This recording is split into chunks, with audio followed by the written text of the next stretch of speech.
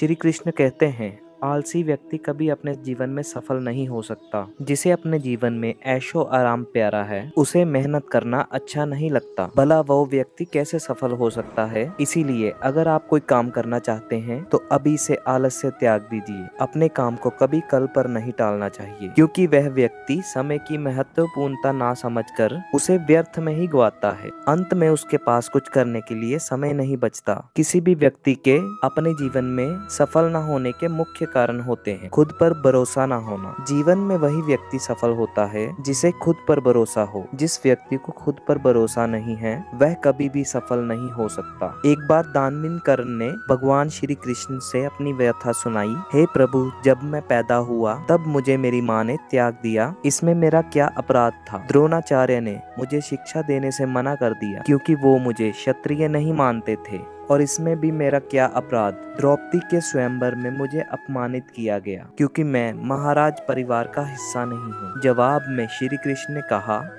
हे कर्ण, ध्यान से सुनो। जब मेरा जन्म हुआ तब मैं कारागार में था और मेरे पैदा होते ही मेरी मृत्यु मेरा प्रतीक्षा कर रही थी। जिस रात मेरा जन्म हुआ उसी रात मुझे मेरे माँ बाप से अलग होना पड़ा, जहाँ पहुंचकर मुझे हर एक वो काम करना पड़ा जो एक गरीब परिवार में करना पड़ता है। गायों का गोबर हाथ से उठाना। जब मैं चल नहीं सकता था मुझ पर प्राणघातक हमले किए गए। मुझे मारने की बार बार कोशिश की गई। ना ही मेरे पास कोई बचपन में शिक्षा थी, ना ही कोई महल था, ना कोई गुरुकुल था, ना कोई विशाल सेना थी। लेकिन तब भी मेरे मामा मुझे अपना सबसे बड़ा दुश्मन मानते थे।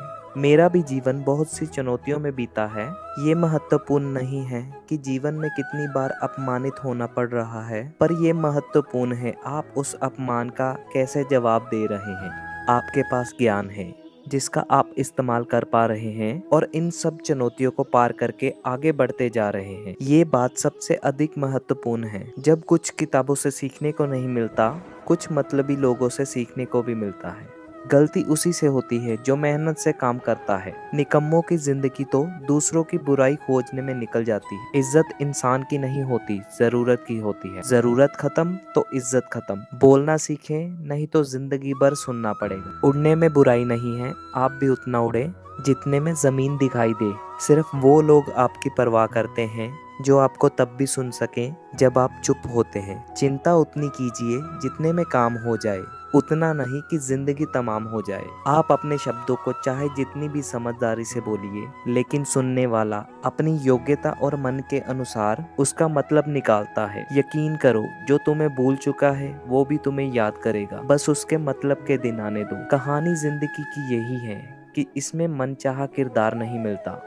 जिंदगी तो अपने दम पर ही जी जाती है। दूसरों के कंधे पर तो सिर्फ जनाजे उठाए जाते हैं। आपके चेहरे पर आपकी मुस्कान आपके भगवान के हस्ताक्षर हैं। उसे अपने आंसुओं से धुलने या क्रोध से मिटने ना दें। कोई भी व्यक्ति हमारा मित्र या हमारा शत्रु बनकर इस दुनिया में नहीं आता। हमारा व्यवहार और हमारे शब्द ही हमारे दोस्त और दुश्मन बनाता है। जो व्यक्ति हर वक्त दुख का रोना रोता है, उसके द्वार पर खड़ा सुख बाहर से ही लौट जाता है। जिसके पास उम्मीद और आस है, वह जिंदगी के हर इम्तिहान में पास है।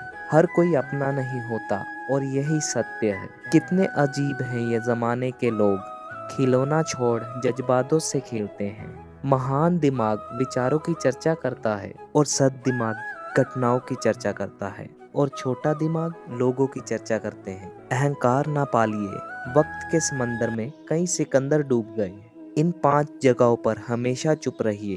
पहला, जहां आपके शब्दों की कोई कीमत नहीं। दूसरा, जहां बोलने के बाद आपको पछतावा ना करना पड़े। तीसरा, अगर आपके बोलने से किसी का दिल दुखता है। चौथा, अगर आप गुस्से में हो, क्योंकि गुस्से में इंसान कुछ भी सोचे समझे बोल देता है। पांचवा, जहां आपकी समझदारी से सुनने वाला कोई ना हो तो प्रेम से लिखे, राधे राधे। ऐसी ही वीडियो पाने के लिए हमारे चैनल को सब्सक्राइब और वीडियो को लाइक करें।